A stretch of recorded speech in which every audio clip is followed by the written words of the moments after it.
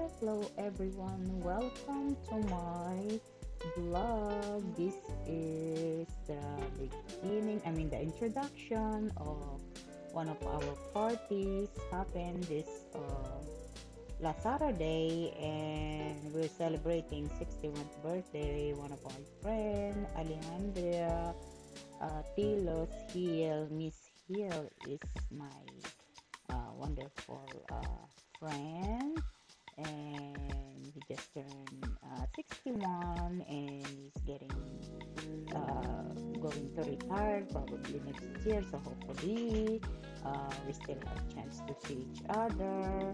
Anyway, look at the food and the people, the friends, they're all having fun.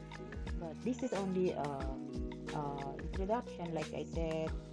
Yan, hindi wala pang tao at this time kasi I have to video first before guluhin ng mga tao. Anyway, it was very successful birthday celebration. Like I said, we have a lot of food, a lot of guests, a lot of music to dance and singing and everything. So everybody was having fun.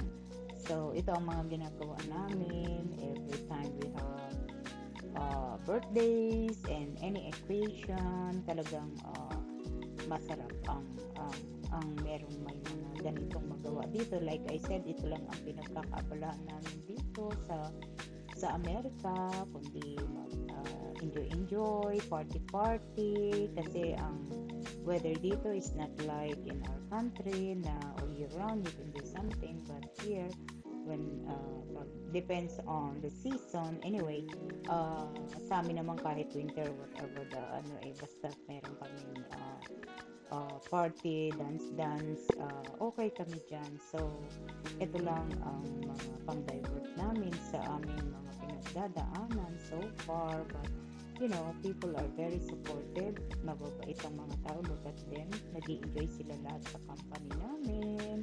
At saka, lahat sila, they're so excited na mag-party-party, kain-kain. Ito yung mga ginagawa namin para hindi kami dito mag-board.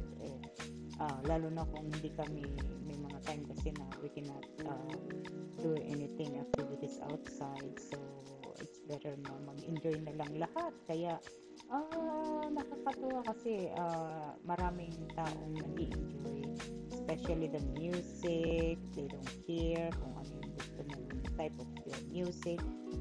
Talagang minimix namin lahat ng music para everyone can dance, everyone can relate sa music para lahat makapag-enjoy, makapagsaya.